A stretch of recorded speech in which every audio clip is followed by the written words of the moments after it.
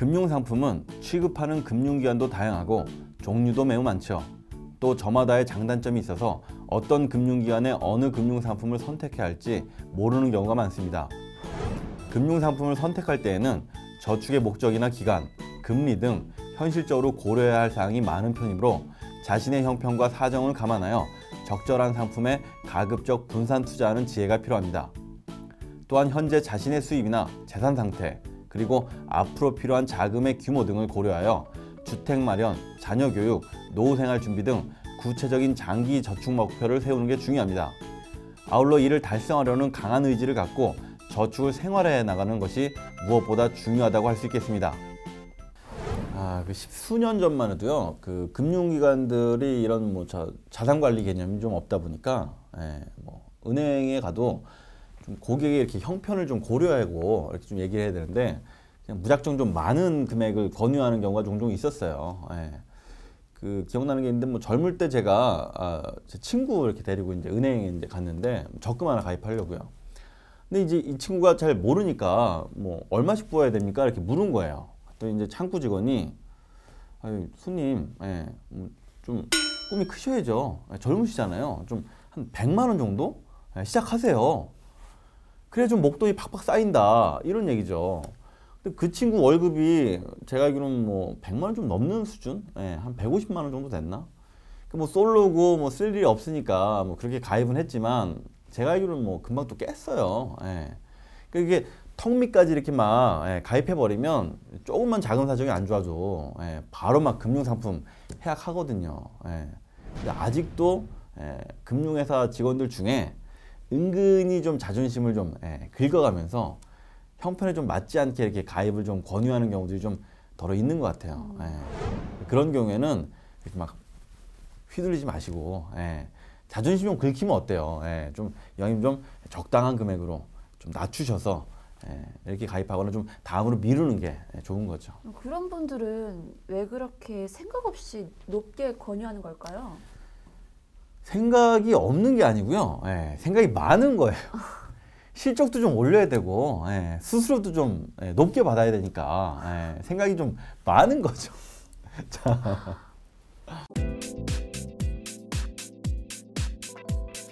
그럼 재산 늘리기에 필수인 금융상품 선택을 위한 올바른 요령에 대해 알아볼까요? 첫째로 목적을 고려한 선택이 중요합니다. 금융상품의 선택 기준은 돈을 모으려는 목적에 따라 달라야 한다는 얘기입니다. 돈을 모으려고 하는지 아니면 모은 돈을 불리려고 하는 것인지, 돈을 모은다면 왜 모으려고 하는지에 대해 먼저 생각해 봐야 하는 것입니다. 금융상품에는 주택마련자금, 노후생활자금 등 목적에 따라 개발된 장기 저축 상품이 있고, 가계 여유자금을 단기간 운영하는 데 적합한 상품도 있으며, 또한 일상생활을 편리하게 할 수 있도록 도와주는 기능을 가진 그런 상품도 있기 때문입니다. 가령 우선 목돈을 모으려고 한다면 당연히 적금과 같은 금융상품을 선택하는 것이 좋겠죠.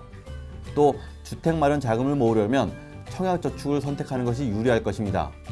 그리고 적금을 열심히 부어서 목돈을 마련했는데 이를 좀 더 불리고 싶다면 은행의 정기예금이나 자산운용회사의 펀드 등을 선택하는 것이 좋을 것입니다. 둘째로 기간을 고려한 선택이 중요합니다. 자신의 목적에 맞는 금융상품을 찾았다 하더라도 그 돈이 언제 필요할 것인지를 예측한 다음 금융상품에 가입하는 것이 중요하다는 얘기입니다. 높은 금리만 보고 무조건 장기 금융상품에 돈을 맡겼다가 갑자기 급한 사정 등으로 만기 이전에 중도 해지하게 되면 중도 해지 수수료를 내거나 약정 금리보다 낮은 중도 해지 이율을 적용받게 되어 손실을 볼 수 있습니다. 따라서 금융상품을 선택할 때에는 자금 지출 계획과 저축 기간을 일치시키는 원칙을 지키는 한편 장기 저축자금과 단기 운용자금을 구분하여 기간을 분산시키는 것이 유리한 것입니다. 또한 만기가 도래한 금융상품을 그냥 놓아두면 만기 후에 약정금리보다 낮은 이자가 적용되거나 이자가 추가로 전혀 지급되지 않는 경우가 있기 때문에 목돈이 언제 필요할지에 대하여 계획을 잘 세워 적절히 선택하여야 하겠습니다. 이 기간을 고려한 선택이 상당히 중요한 게요.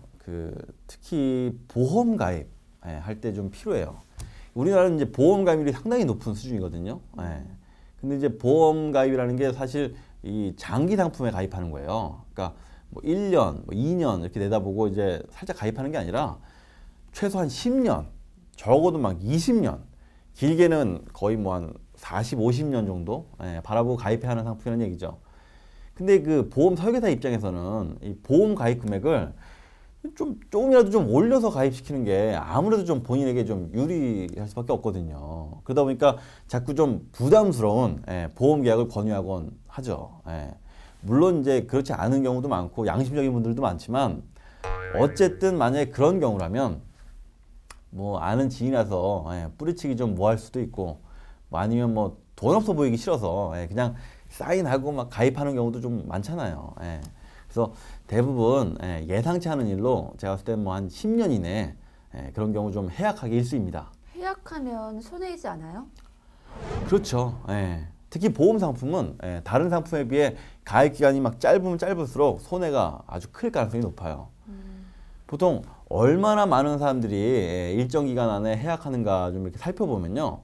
한 3년 정도 가입 기간을 놓고 볼 때 대략 한 10명 중 한 4명이 아마 해약한다고 보시면 돼요. 그렇게 많이요?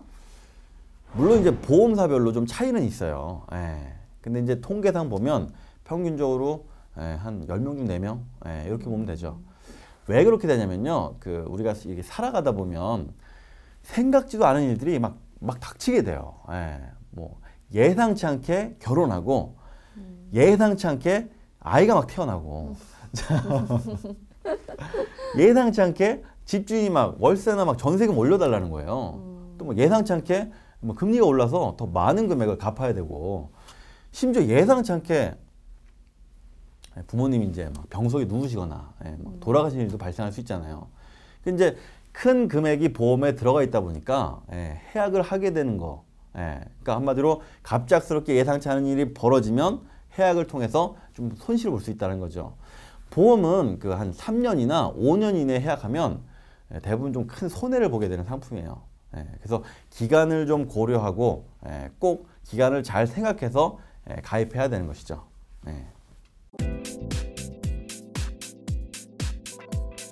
셋째로 금리를 고려한 선택이 중요합니다. 금리란 돈을 빌린 사람이 일정 기간 돈을 빌려 쓴 것에 대한 대가로서 지급하는 이자의 원금에 대한 비율을 말하는 것이죠. 금융상품을 선택할 때는 이 금리를 주의 깊게 살펴보아야 합니다. 금리는 각각의 기준에 따라 다양하게 분류되는데요. 대표적으로 단리와 복리로 나눌 수 있으며 고정금리와 변동금리로 나눌 수 있습니다. 단리와 복리는 잘 알려져 있는 편입니다만 간단히 말하자면 단리란 예금의 만기에 이자를 1회 계산하여 지급하는 방식이고 복리는 만기 이전에 1개월, 3개월, 6개월, 1년 등 일정 기간을 단위로 이자를 계산하여 원금에 가산하는 방식입니다. 즉 단리는 단순히 원금에 대한 이자를 계산하는 방식이고 복리는 이자에 대한 이자도 함께 감안하여 계산하는 방법인 것이죠. 그렇다면 고정금리와 변동금리는 무슨 차이일까요? 고정금리와 변동금리는 만기까지 동일한 금리가 적용되는지 여부에 따른 금리 구분법입니다. 한마디로 고정금리는 가입 시점부터 만기까지 똑같은 금리가 적용되는 것을 의미하고 변동금리는 가입 후 만기 이전에 적용되는 금리가 변동하는 것을 뜻합니다. 따라서 상품 가입 후 금리가 상승할 것으로 예상된다면 당연히 변동금리 상품에 투자하는 것이 유망하겠죠. 반대로 금리가 하락할 것으로 예상된다면 고정금리 상품에 투자하는 것이 낫다고 할 수 있겠습니다. 그런데요. 목적이나 기간, 금리까지 잘 선택했는데 막상 은행이 망해버리면 어떻게 되죠? 은행이 망하면요. 받을 수 있어요. 단 5천만 원까지만. 5천만 원 넘으면요? 받을 수도 있고 못 받을 수도 있죠. 보통 그 은행이 망하면요. 일단 예금보험공사에서 보험금이 지급돼요. 은행 상품 가입자의 돈을 보험금 형태로 따로 지급하게 되는데 대개 이제 원금과 이자를 합쳐가지고 5천만 원 범위 내에서 지급할 수 있거든요. 그 이상의 금액에 대해서는 은행을 정리해야 되거든요. 은행 정리 과정에서 남은 금액 가지고 서로 이제 나눠서 지급하는 거죠. 그럼 이제 5천만 원까지는 받을 수 있지만 그 이상은 알 수 없는 거예요. 그럼 예금자 보호법은 은행만 보장되나요? 아니요. 다른 금융회사도 보호 대상이긴 한데 보호 대상 금융상품이냐 아니냐가 중요해요. 예를 들어 은행이라도 예금이나 적금은 되는데 은행에서 가입한 펀드는 안 되는 거죠. 증권사 같은 경우에도 고객 계좌에서 주식 투자한 거 말고 그냥 현금으로 남아있는 금액은 보호되는데 역시 뭐 펀드라든지 뭐 ELS 이런 건 안 돼요. 보험사는 개인 보험계약은 되는데 법인이 가입한 보험계약은 안 돼요. 그리고 참고로 저축은행도 예금이나 적금은 예금자 보호가 돼요. 저축은행도 되는군요. 그런데 저축은행은 망할까봐 좀 겁나요. 예전에 한번 크게 망했잖아요. 그랬죠, 맞아요. 잘 기억하셨네. 그 지난번 2011년인가 아마 꽝 한번 터졌죠. 그 원래 저축은행이라는 게 그 명칭이 아니에요. 원래 이제 상호 신용금고였어요. 근데 이제 법이 좀 바뀌면서 상호 저축은행이 되는가 싶더니 나중에는 이제 그냥 간판에 저축은행 이렇게 적거든요. 자연히 잘 모르시는 분들은 뭐 그냥 같은 은행이겠거니 뭐 이렇게 하는 경우가 많아요. 근데 저축은행은 사실은 일반 은행과는 좀 달라요. 시중은행과 같은 이제 1금융권 은행을 이용하기에는 신용이 조금은 이제 부족하고 좀 고금리 대부업체 이용하기에는 신용도가 그래도 좀 약간 높은 그런 고객을 대상으로 영업을 하는 그런 금융기관이거든요. 당연히 일반 1금융권보다는 예금금리가 좀 높고 대출금리도 좀 높을 수밖에 없죠. 그래서 그러다 보니까 연체 위험이 좀 높은 거예요. 그러다가 이제 결국 그때 한번 크게 터진 거죠. 저 그때 난리 났었잖아요. 네. 근데 그 저축은행들이 갑자기 왜 망했던 거죠? 그때 왜 망했냐면 그 2008년도에 세계적인 금융위기가 터졌잖아요. 그래서 뭐 미국의 뭐 투자은행 리먼 브러더스 망했습니다. 뭐 하면서 이제 막 우리나라도 이제 경기 침체가 시작되고 그러니까 결국에 이제 영향 받아서 부동산 경기 침체가 막 시작된 거예요. 그 당시 그 저축은행에서 그 PF라고 해서 프로젝트 파이낸싱 대출이라는 게 있거든요. 이 대출을 통해서 이제 좀 과도하게 부동산 투자를 한 거예요. 이게 뭐냐면 건물 지을 때 우리가 이제 보통 담보나 신용 가지고 이제 대출을 받잖아요. 그죠? 근데 그 당시에는 거의 유행처럼 해당 프로젝트의 전망에 의해서만 대출 막 팍팍 해줬던 거죠. 당연히 이제 전망에 의해서만 한 거니까 담보도 없이 이자가 뭐 상당히 비쌌거든요. 이게 문제는 잘 나갈 때는 뭐 상관이 없는데 부동산 경기가 갑자기 침체가 된다? 그럼 건물이 분양이 안 되는 거예요.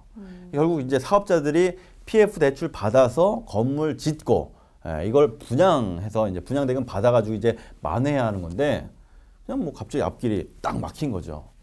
게다가 막 높은 이자까지 감당해야 되니까 결과적으로 막 저축은행들이 부실화된 거예요.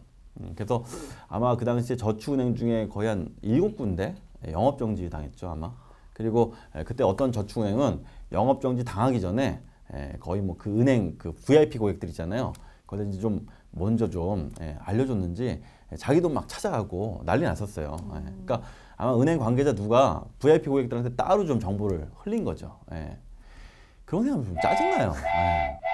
서민들은 맨날 뭐 좀 잘 모른 채 좀 꼼짝없이 당하고 게다가 뭐 그 저축은행 그때 회장들이 막 불법 대출 받아가지고 막 골프장 뭐 운전하고 뭐 이런 거 차리고 막 비리가 막 줄줄이 터졌거든요.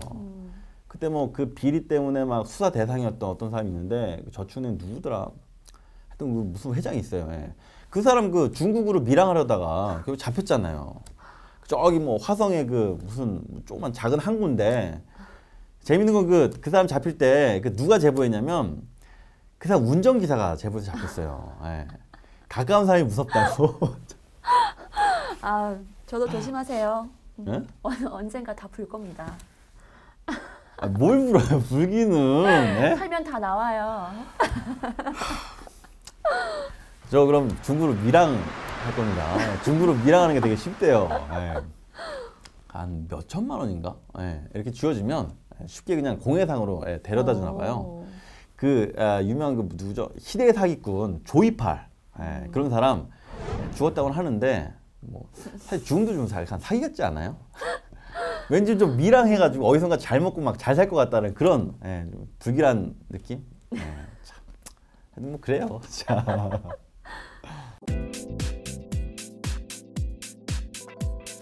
탐욕스러운 인간은 다 삼켜버리는 사막의 척박한 모래땅과 같다.